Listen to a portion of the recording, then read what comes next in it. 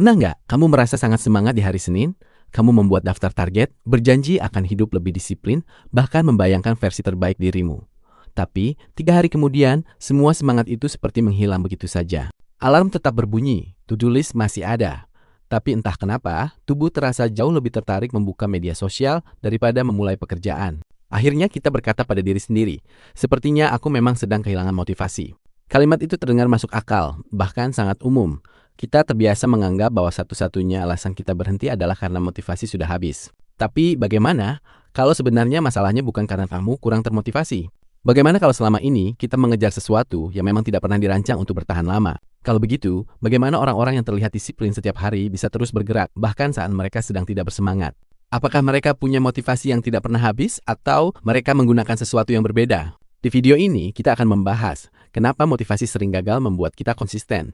Apa yang sebenarnya terjadi di dalam otak kita, dan yang paling penting, apa yang benar-benar membuat seseorang tetap bergerak dalam jangka panjang. Dan setelah memahami ini, mungkin kamu akan berhenti menyalahkan dirimu sendiri setiap kali kehilangan semangat. Karena ternyata, masalahnya bukan sesederhana itu.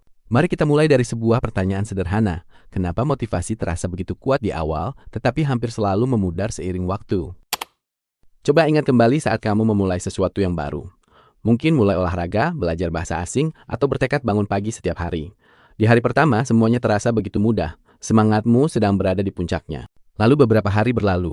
Tidak ada yang benar-benar berubah. Targetnya masih sama, tapi perasaanmu sudah berbeda. Semangat itu perlahan memudar. Banyak orang mengira ini terjadi karena mereka kurang disiplin. Padahal naik turunnya motivasi adalah sesuatu yang sangat normal. Motivasi lebih mirip seperti cuaca daripada sebuah tombol. Kadang cerah, kadang mendung, dan kita tidak bisa memaksanya selalu berada di kondisi yang sama. Dalam psikologi, motivasi dipengaruhi oleh banyak hal, mulai dari suasana hati, tingkat stres, kualitas tidur, lingkungan, hingga seberapa besar hadiah yang kita bayangkan akan kita dapatkan. Karena itu, mengandalkan motivasi sebagai satu-satunya bahan bakar untuk bertindak sebenarnya cukup berisiko. Saat motivasi turun, tindakan kita ikut berhenti. Penelitian tentang kebiasaan menunjukkan bahwa perilaku yang bertahan lama justru lebih sering dipengaruhi oleh rutinitas dan lingkungan daripada ledakan semangat sesaat. James Clear dalam buku Atomic Habits menjelaskan bahwa kita sering melebih-lebihkan pentingnya motivasi, padahal yang lebih menentukan adalah seberapa mudah sebuah tindakan untuk dilakukan setiap hari. Artinya, masalahnya bukan karena kamu malas. Bisa jadi sistem yang kamu gunakan memang terlalu bergantung pada semangat yang sifatnya sementara. Lalu muncul pertanyaan yang jauh lebih menarik. Kalau motivasi memang tidak stabil, kenapa ada orang yang tetap bisa konsisten selama bertahun-tahun? Apa rahasia mereka sebenarnya? Kalau motivasi memang naik turun, lalu apa yang membuat sebagian orang tetap bisa berolahraga, belajar, atau bekerja dengan disiplin selama bertahun-tahun? Jawabannya ternyata bukan karena mereka selalu bersemangat. Mereka juga punya hari ketika malas, lelah, atau tidak ingin melakukan apapun. Bedanya mereka tidak bergantung pada perasaan untuk mulai bertindak. Bayangkan 2 orang yang ingin membaca buku setiap malam. Orang pertama berkata, "Aku akan membaca kalau lagi semangat." Orang kedua berkata, "Setelah menyikat gigi, aku pasti membaca 2 halaman."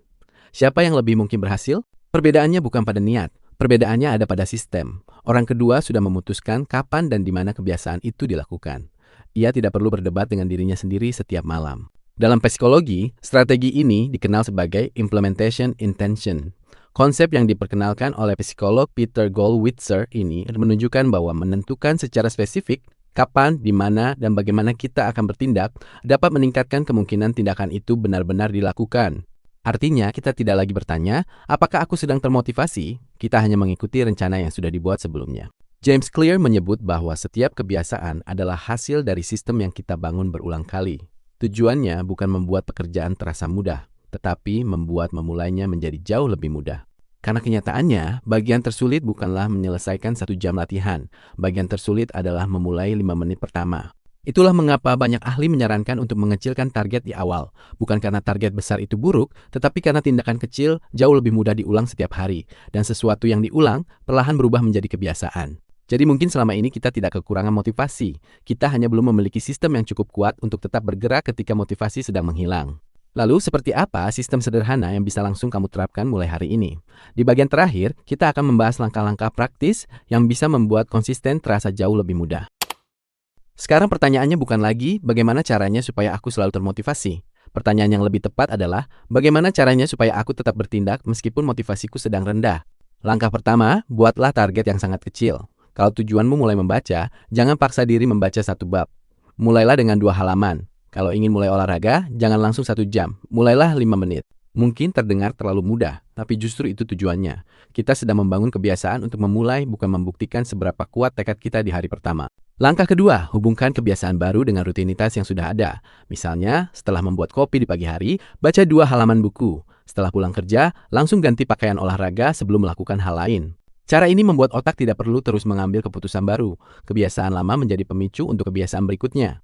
Langkah ketiga, ubah lingkunganmu. Kalau ingin mengurangi bermain media sosial, jangan hanya mengandalkan niat. Jauhkan aplikasi yang mengganggu, matikan notifikasi, atau letakkan buku di tempat yang mudah terlihat. Lingkungan seringkali lebih kuat daripada kemauan. Ketika pilihan yang baik menjadi lebih mudah, kemungkinan kita melakukannya juga ikut meningkat. Pada akhirnya, orang yang terlihat paling disiplin bukan berarti selalu lebih termotivasi. Mereka hanya memiliki sistem yang tetap bekerja, bahkan saat semangat sedang tidak ada. Jadi, mulai hari ini, berhentilah menunggu datangnya motivasi. Bangunlah sistem yang membuat tindakan baik menjadi pilihan paling mudah.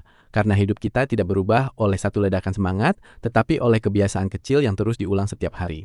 Kalau video ini bermanfaat, jangan lupa bagikan ke temanmu yang sedang berjuang agar lebih konsisten. Dan kalau kamu ingin belajar tentang psikologi, produktivitas, dan kebiasaan berdasarkan buku serta penelitian ilmiah, pastikan subscribe agar tidak ketinggalan video berikutnya. Sampai jumpa di video selanjutnya.